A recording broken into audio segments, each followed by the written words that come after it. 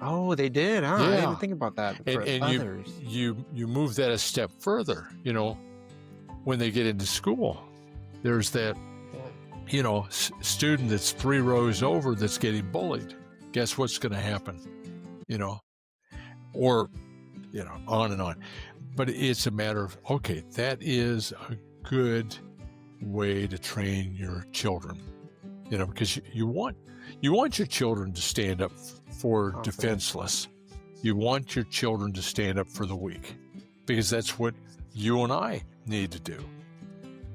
That's what we need to do. We recognize it. Yeah, we do. We're much older and more experienced. At least I am. And and it's just, okay, this isn't complicated. And one of the things that I think about frequently when I'm walking around is that I look around at the people around me, and I'm just aware of what's going on around me. There's a little girl. I came around the corner, and a little girl was standing up in the cart.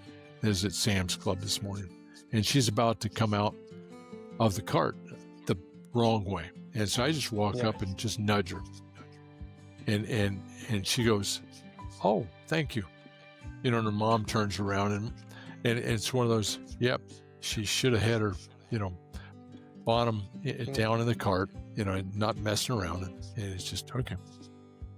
But at the same time, I'm not going to allow that. Even because of the way things are going, I'm not going to stand by and let that child get hurt. No. Nope.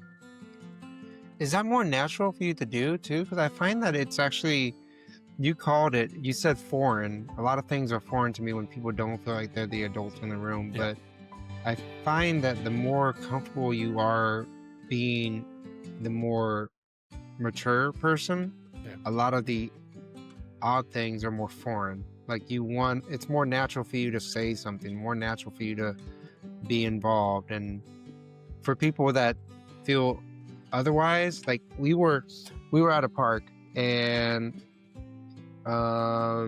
this is sound really funny, but I'm a maintainer. I'm a maintenance. I'm like our conversations are more unfiltered. Yeah. And so I will just easily just come about and just say, I've had a vasectomy. And it's funny because I say it so flowlessly. It's like, oh, it's no big deal. It's like, yeah, no kids, done at 2, done. And I remember the conversation because I was like, anybody that has more than 2 kids, bless them. That is crazy. That is hard work. And I flow into saying, I had a vasectomy. I'm good. I'm snipped. No more. And that's how I say it. It's like, I'm snipped. Nope. And I turn around and I asked this lady, I was like, yeah, your husband, is he snipped or is he going to keep going? And she's like, she took it so personal. And I was like, some people have a different point of view of things, and some people take things differently. And that's just their own way of taking things. And I find that it's really interesting because there's like a basic, I think you kind of helped teach me this. It's like you be kind to others, you be caring to others, you don't violate others' feelings. And you always teach people to share, and to give thanks, and to give gratitude. Because if we're not grateful for what we have received, then there's nothing good about life, and then it's just, golly gee, this life is wonderful. Yeah, of course we're sinful. But it's also a matter of, we have been blessed, not just, because we have been born in this nation and we have been privileged to live here. Wow, we just hit the jackpot. I mean, literally. Go to any other country in the world. I don't care which one it is. It's not as good as it is here. It's not. And it's just okay. But the other part of it is that when I was much younger, in high school, I compensated for myself because I didn't have the self-confidence. And in the compensation, I was trying to tell a lie fool others around me that I was better than I was or whatever. And it's just a matter of, you don't need to do that. You are, you know, it's the Popeye and the sailor, I am what I am, kind of thing. But literally, Yes, I remember but that. it literally is that simple. It's just, okay, this is who I am. Okay. I'm, because it's one of those, if I don't like that, okay, when tomorrow morning when I get up, I need to change it. Because I'm in charge of this life. Not really. And you impact people from try to. those actions. Yeah, really try to. That's, as I've said before, is one of my chief purposes in life. Now, Let me ask you, was Sue because it was very clear that Sue is your safety net. She is your wing woman. She is your crush. She is, man, she is your everything. She is my rock. Amazing. Yeah. She is your rock. And was she always though? Always. Was she always? Always. There was never a point that you were on duty and you were like, you had to remind yourself. Nope. And really? She has always been so wonderful. I think it goes back to her mother, but it's just a matter of, they are the two best people I've ever known, who have loved me more than I loved myself, continuously. And it's just, I'm just amazed at it. I give thanks that I've been able to be married to her for, holy cow, 51 years and counting now. And it's just, wow, okay. But every day is new. Every day is new. And it's wonderful. And no, it's not easy. Okay. Didn't want it to be easy. If I wanted life to be easier, I could find that path. I don't want it to be easier. Yeah. No, I don't. I look at the challenges in life as some of the best parts of life. Yeah, it's just, it would have been easier for me to have gone out and gotten another software engineering job when I got laid off in 2003, rather than going through a full year of schooling at Willamette University so I could make 40% of the salary that I was making before and teach students. But it would not have been nearly as fulfilling.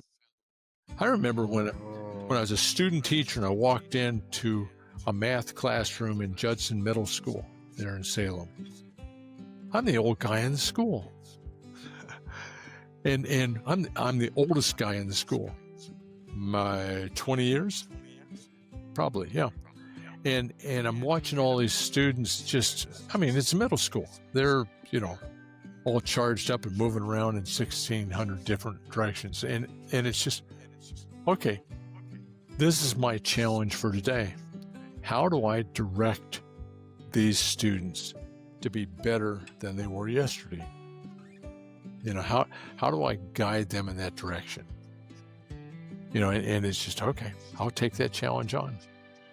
You kind of reminded me that I actually just now didn't even realize this till you brought it up, but Cindy's mom is Sue's mom. Yeah. She is beautiful. When I messed up, and man, I remember that day, and then Cindy told me that she told her whole family what I already had done. And I think I told you this, not to sound disrespectful, but it didn't faze me or didn't bother me as much as them, but it bothered me when she knew. Yeah. And I took it real personal at that point. I was like, I love that woman. Like, yeah, she is such like I tell Cindy all the time, when we have her up and visiting us, we don't try to pass the kids off like a buck. We don't use like her as a big grandma babysitter. It's like, no, she actually goes freely and does things. And you guys have a lot in common. Yeah. And she is so happy to be with you. That was so obvious that she's just happy to be there. Yeah, Yeah. it's her grandchildren, but it's also you and Cindy that she gets to be with, and it's just, these are my kids, and it's just, yeah. That's The amazing. thing that just amazes me at this point in life is that there are all of those students that I had interacted with at Sprague and other places that still want to know me and have a relationship with me, and that surprises me, and just I think it's wonderful, because it's just, it was so wonderful knowing them back in the day, but it's even better today, because of the growth that they've made, and